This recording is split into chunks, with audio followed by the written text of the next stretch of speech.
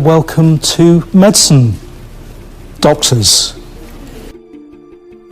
It will be hard work, it will be stressful, you will be taxed physically, emotionally, mentally in the next 12 months, more than you ever thought possible. You will have patients dying in front of you. There will be times when all you want to do is just burst into tears. But you, all of you, newly minted doctors, are still held in extremely high regard. Considered the most loyal, the most competent, and the most admired members of our society. This is true, and it's something that has stayed more or less constant over time. The degree you now have, the compassion that it represents, the unique place that you have in our society as shaman, as medicine women and men, as healers, is something that's truly worth celebrating.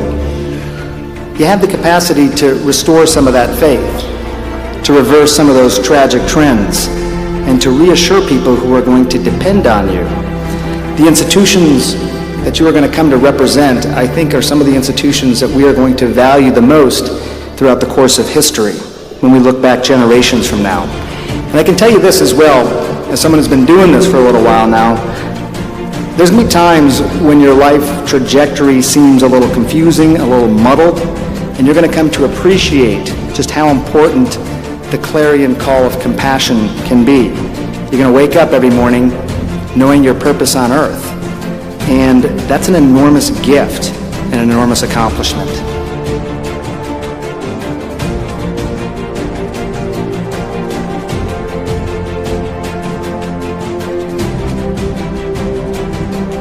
There will be times when you go home dancing, punching the air because of things that have happened. There are plenty of good times. Your role in society are more important than ever. Now, it comes with obligations. All of that comes with obligations. You have to protect the legacy of medicine. You got to think about what that means. You have to continue to contribute to its growth, and most importantly, you're going to have to always respect that sacred bond between physician and patient, making sure that it stays sacred, because there's no other relationship like it in our society. You got to remember to be humble. You got to remember to soak yourself in the privilege of your profession, but never the arrogance. You got to remember that there's incredible tradition and ritual in caring for patients. Traditions and rituals have been passed down for hundreds of years, and those rituals should never be abused. You're going to stand there in your crisp white coat. Your patient's going to be wearing nothing but a paper or cloth gown, probably fumbling with the ties. You're going to have your tools, bright lights and hammers and blades to shine and bang and probe.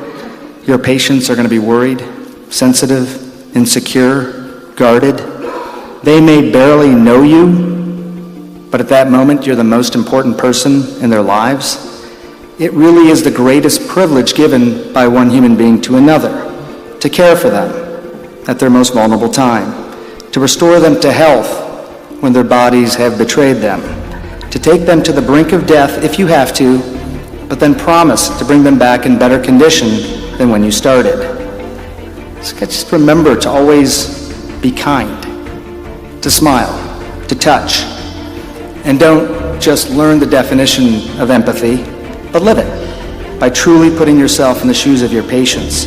It is an awesome task. It is the best job in the world.